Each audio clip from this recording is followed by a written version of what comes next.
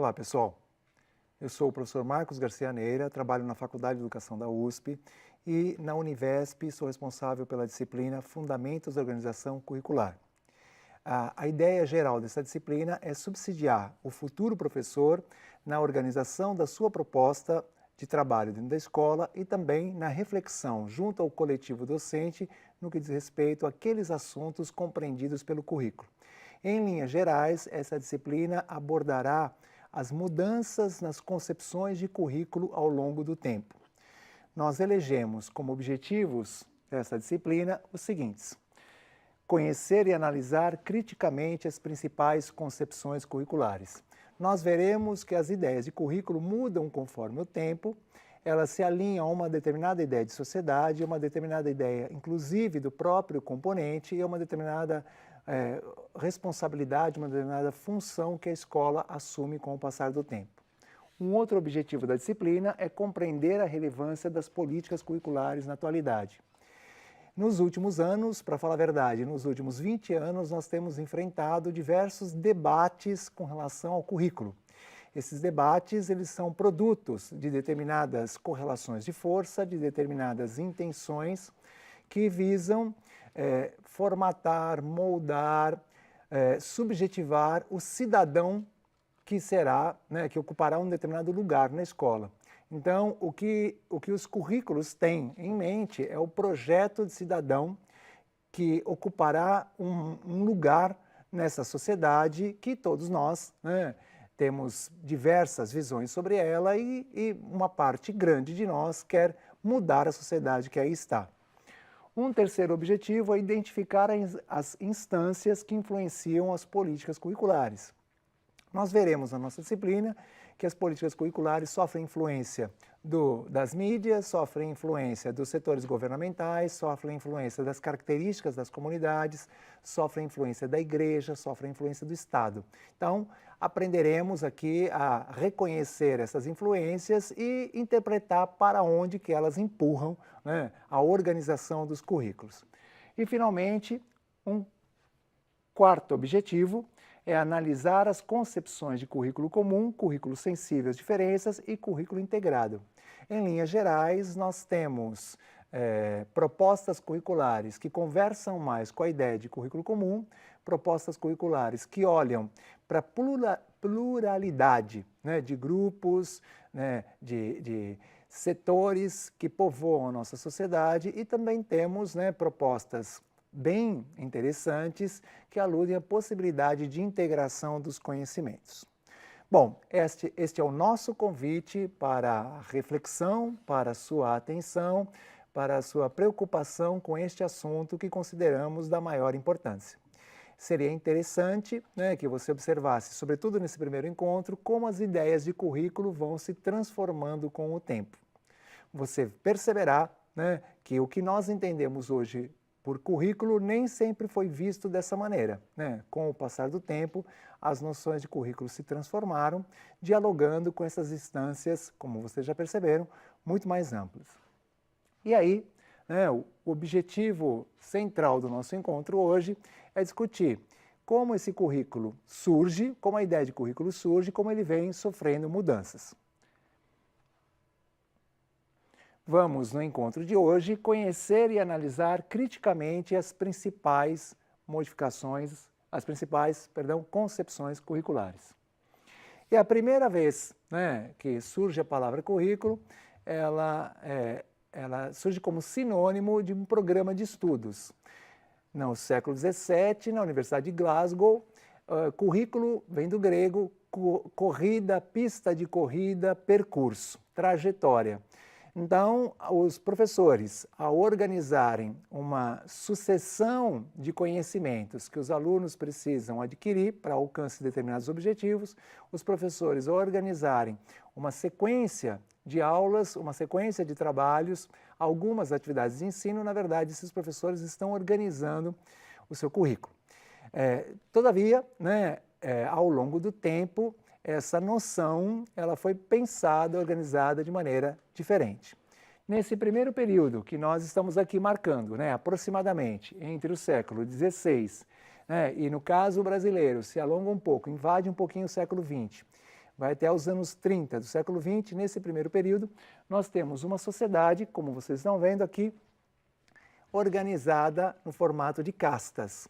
É interessante você pensar que a sociedade em castas, ela não estabelece relações, pontes, ligações entre os grupos que estão situados aqui na elipse inferior e os grupos que estão situados na elipse superior.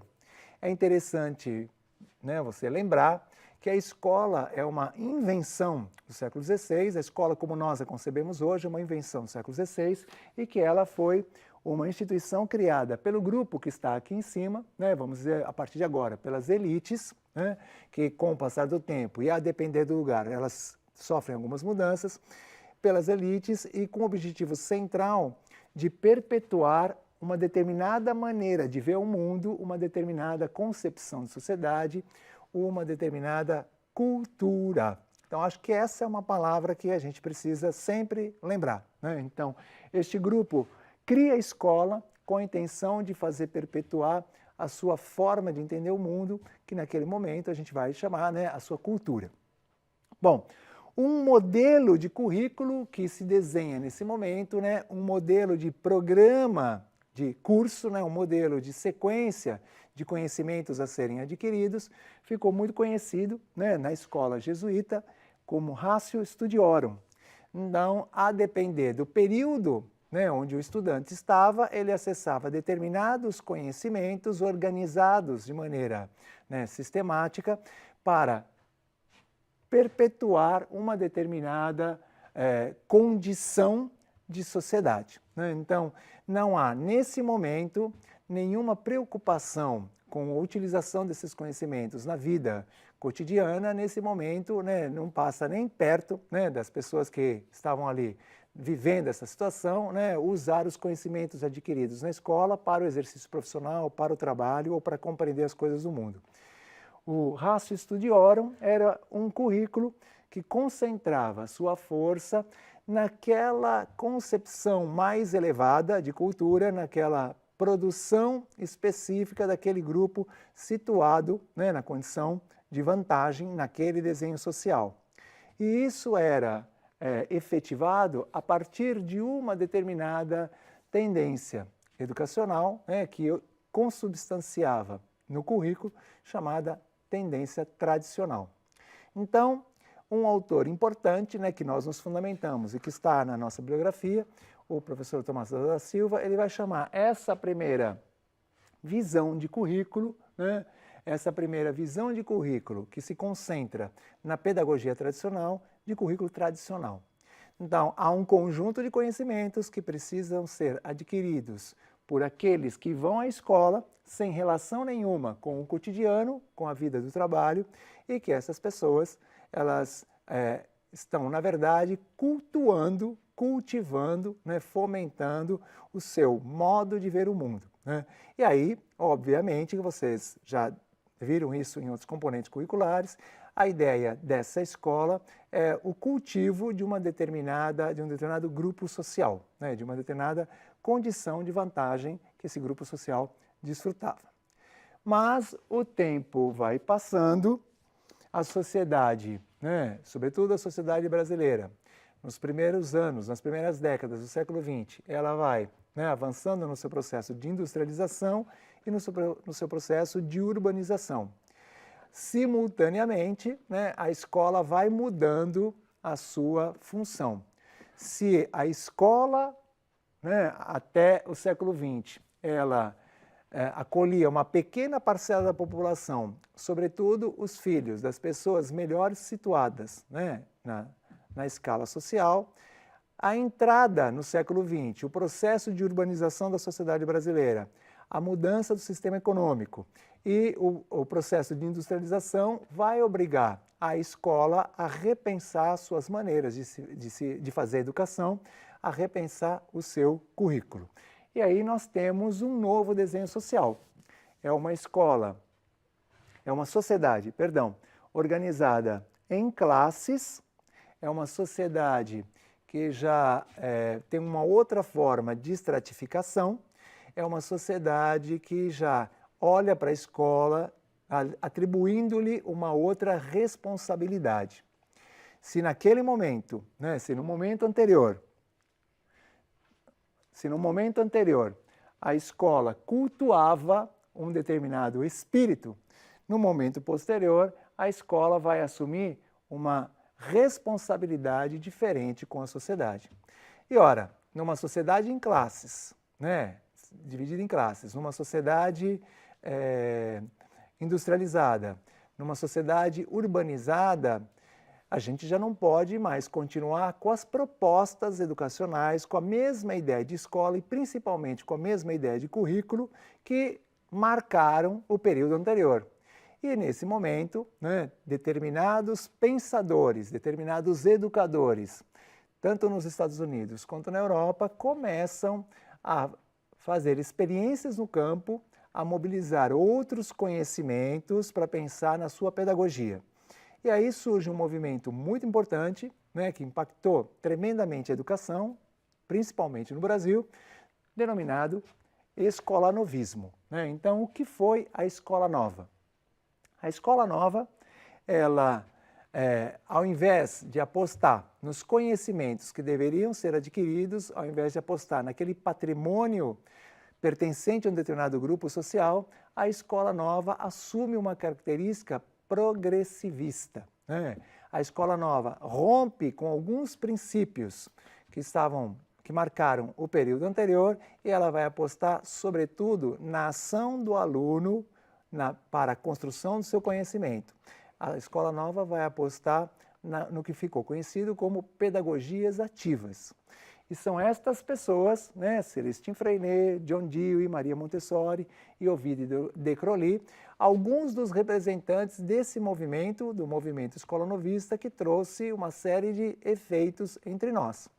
Então, todos nós que passamos pela escola, nós enfrentamos em algum momento atividades onde, né, rompíamos com a lógica, né, da transmissão direta do professor, ou seja, que colocava o aluno na situação passiva, simplesmente ouvindo, né, e aí fazíamos alguns trabalhos, algumas atividades que nos colocavam em contato direto com aquele objeto do conhecimento. Então, nós fizemos experiências na escola, como, por exemplo, plantar feijão, né, num copinho com algodão, fizemos estudos do meio, ou saídas pedagógicas, ou passeios.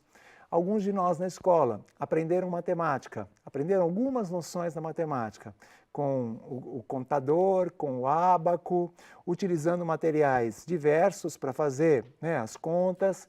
Alguns de nós tiveram a oportunidade de ir na escola, levantar hipóteses sobre os determinados fenômenos do mundo, desenvolver pequenas pesquisas na busca dessas respostas e depois sistematizar, né, os resultados dessas pesquisas e compartilhar os resultados dessas pesquisas com o coletivo. Todas essas propostas e muitas outras mais, né, todas essas propostas foram influenciadas por esse movimento tão interessante chamado movimento escolanovista. E aí convém a gente chamar a atenção para uma das características desse movimento. Aqui no Brasil, entre vários intelectuais que naquele período, né, nos anos 20, nos anos 30, nos anos 40, vinham discutindo a necessidade de construir uma escola diferente, aqui no Brasil, uma parcela muito importante desses intelectuais produziu um documento chamado o Manifesto dos Pioneiros da Educação Nova. E os signatários desse documento, eles defendiam 3 elementos que até hoje a gente continua defendendo, né? Então, a educação pública, laica e gratuita. Ou seja, esse grupo vai olhar para a escola como um direito do cidadão, vai olhar para a escola como uma experiência que se torna importante para que todas as pessoas possam a ela acessar e beneficiar-se desse trabalho. E há mais uma característica importante, né, que com influências muito grandes para a discussão do currículo. Esta pedagogia, o escolanovismo, vai adotar, sobretudo, a psicologia do desenvolvimento e a psicologia da aprendizagem como fundamentação. Numa perspectiva escolanovista, numa perspectiva que coloca o aluno como sujeito do processo, como alguém que vai conduzir o próprio processo de aprendizagem, alguém que vai resolver situações problema, alguém que vai envolver-se com o objeto de ensino para encontrar alternativas e compartilhar alternativas, nós não poderíamos continuar mais com os mesmos fundamentos, né, que subsidiavam as propostas curriculares, as propostas pedagógicas anteriores. O movimento Escola Novista, ele vai colocar o aluno no centro do processo e vai se amparar nas teorias psicológicas para fundamentar as ações didáticas. E em função, né, do desenho social que estava estabelecido, em função dessa nova preocupação com a escola, outras palavras começam a aparecer, né, no ambiente educacional, outras palavras começam a influenciar a construção do currículo. Então, nós passamos a ter preocupações com o ensino, com a aprendizagem, com a avaliação, com o método, com o planejamento, com eficácia. Então, essas palavras, né, esses conceitos que se tornam tão relevantes no ambiente educacional, eles terão continuidade, né, nos anos subsequentes, chegando até os dias de hoje. Então, esta é a primeira aula, né, o primeiro encontro desse componente curricular, e estes são aqueles conhecimentos iniciais acerca deste assunto.